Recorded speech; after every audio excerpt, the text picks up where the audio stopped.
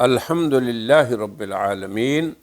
والصلاة والسلام علی اشرف المرسلین سیدنا و نبینا و مولانا محمد صلی اللہ علیہ وسلم وعلی آلہ وصحبہ اجمعین وبعد ومن اظلم ممن افترى على الله كذبا او قال اوحي الي ولم يوحى إليه شيء وقال النبي صلى الله عليه وسلم من كذب علي متعمدا فليتبوأ مقعده من النار صدق الله العظيم وصدق رسوله النبي الكريم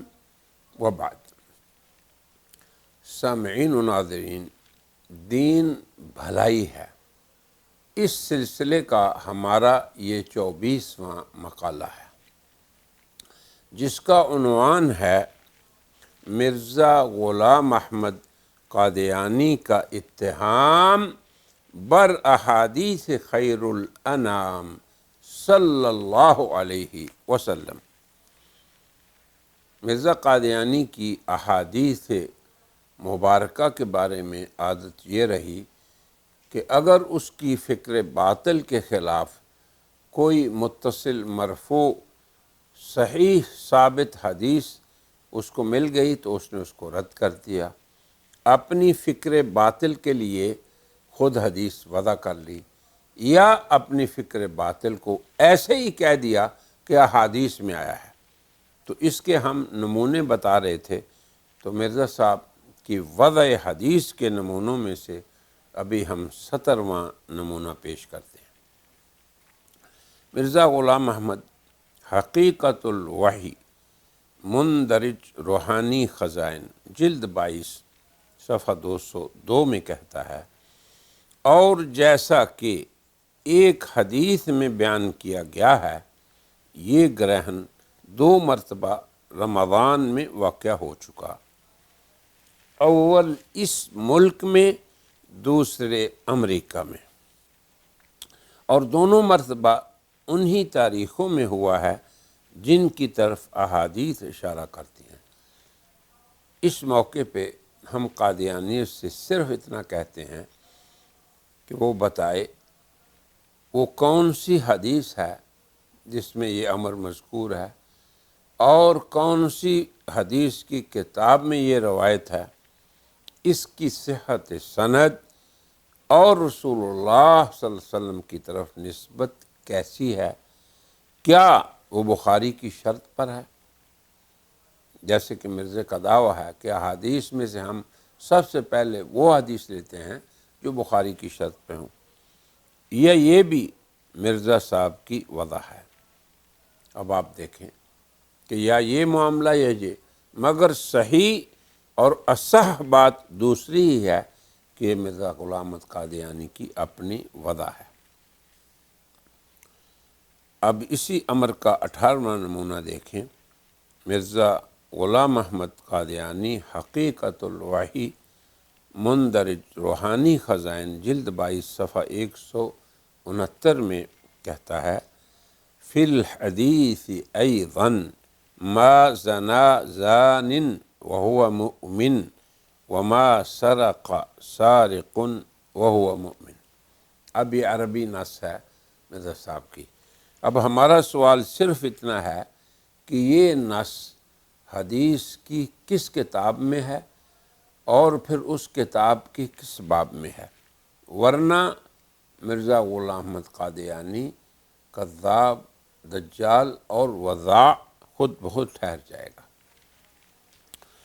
اسی قبیل کا 19واں نمونہ ملاحظہ ہو،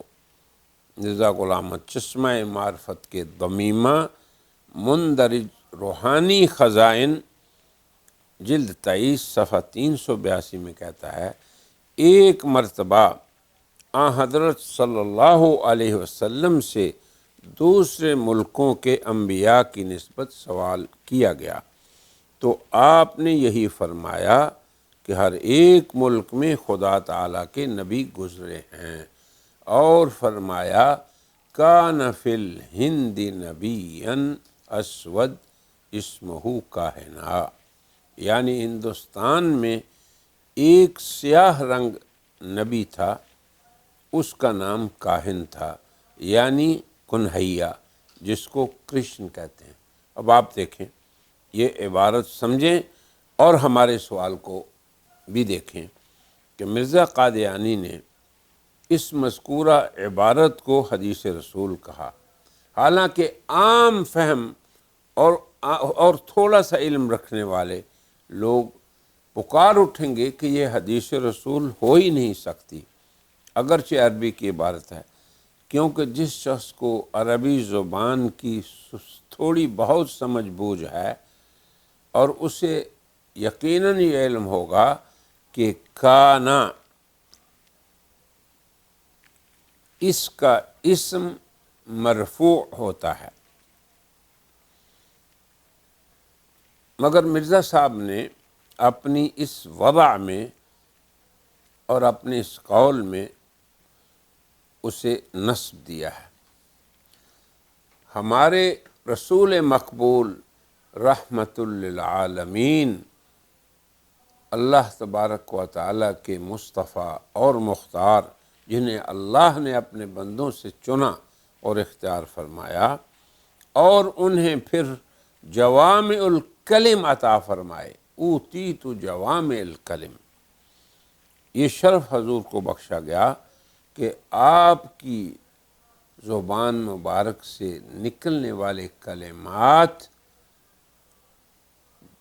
جامع ہوں، مختصر کلمہ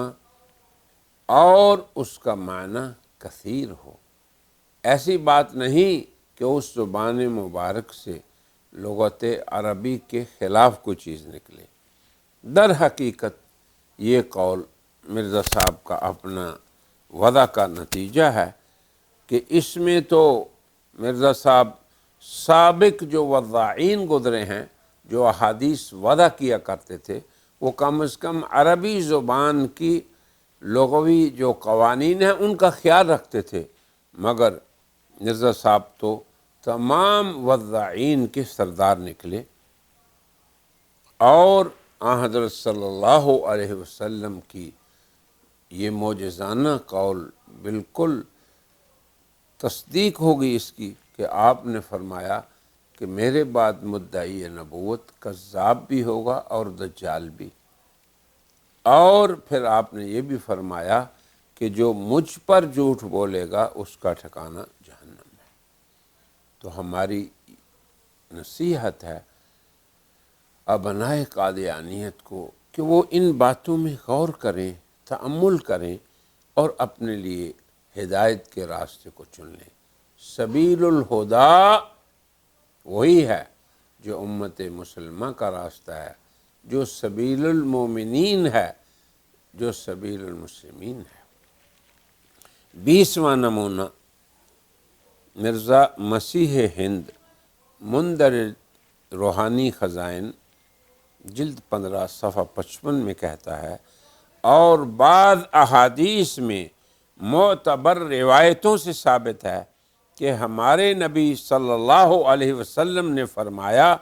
کہ مسیح کی عمر 125 برس کی ہوئی ہے۔ اب اندازہ کریں، لہٰذا ہم مختصراً کہتے ہیں کہ اس باب میں وارد یعنی مسیح کی موت کی خبر میں، وفات کی خبر میں روایات کا مرجع کیا ہے؟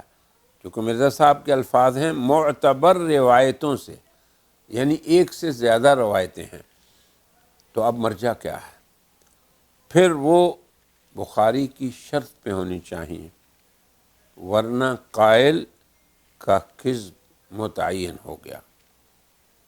اسی باب کا 21واں نمونہ ہے Mirza Qadiani Review of Religions مندرج روحانی خزائن جلد 11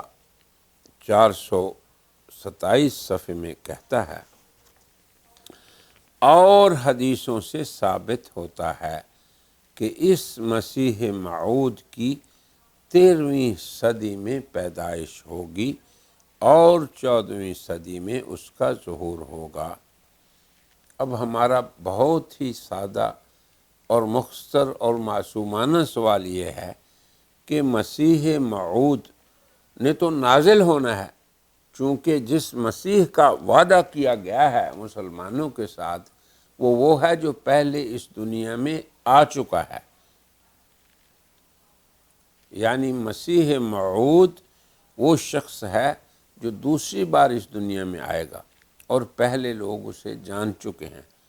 حدیث نے یہی بتایا ہے۔ رہا ان کا سن نزول، تو اس بارے میں کسی حدیث نے یا سلف و خلف میں سے کسی نے کچھ ذکر نہیں کیا۔ اب مرزا صاحب کا مذکورہ قول ان کی اپنی وضع ہے، اور انہوں نے بڑی جسارت سے اسے صادق و مصدوق حضرت خاتم النبیین صلی اللہ علیہ وسلم کی طرف کذباً منسوب کر کے اپنے لیے اس وعید کا خود مستحق اپنے آپ کو ٹھہرا دیا، من کذب علی متعمدا فلیتبوأ مقعدہ من النار، کہ مجھ پر جھوٹ بولنے والا اپنا ٹھکانہ جہنم بنا لے۔ 22واں نمونہ، مرزا قادیانی ضرورت امام مندرج روحانی خزائن جلد 13 صفحہ 475 میں کہتا ہے، پہلے نبیوں کی کتابوں اور احادیث نبویہ میں لکھا ہے کہ مسیح موعود کے ظہور کے وقت یہ انتشار نور اس حد تک ہوگا کہ عورتوں کو بھی الہام شروع ہو جائے گا، اور نابالغ بچے نبوت کا دعویٰ کریں گے، اور عوام الناس روح القدس سے بولیں گے۔ انتہا کلام ہو، یہ اس کا کلام ہے۔ اب اس میں ہم کہتے ہیں کہ مرزا نے یہ کلام، اب آپ دیکھیں، وضع کیا خود، اور اسے سابقہ نبیوں کی کتابوں کی طرف منسوب کر دیا، پھر اس کے بعد احادیث نبویہ کی طرف منسوب کر دیا۔ اب کن کن عورتوں کو الہام ہونے کا قصد ہے مرزا صاحب کا اس میں، اور کون سے نابالغ بچوں کے لیے مرزا صاحب جھوٹی نبوت کو تقسیم کر رہے ہیں، اور کون سے عوام ہیں جو روح القدس سے کلام کریں گے، یہ سب کا سب مرزا غلام احمد قادیانی کی وضع کا شاخسانہ ہے، اور اس نے سید الخلق حضرت خاتم النبیین صلی اللہ علیہ وسلم کی طرف اسے منسوب کیا، اور ساتھ ہی سابقہ انبیاء علیہم السلام کی کتابوں کی طرف بھی منسوب کر دیا۔ اس طرح کے قادیانی الہامات یقیناً ہرگز کسی بھی حدیث کی کتاب میں موجود نہیں، لہٰذا ان کا قائل جھوٹا ہے۔ آج کی اس مجلس کو ہم اسی پہ ختم کرتے ہیں اور کہتے ہیں وآخر دعوانا ان الحمد للہ رب العالمین۔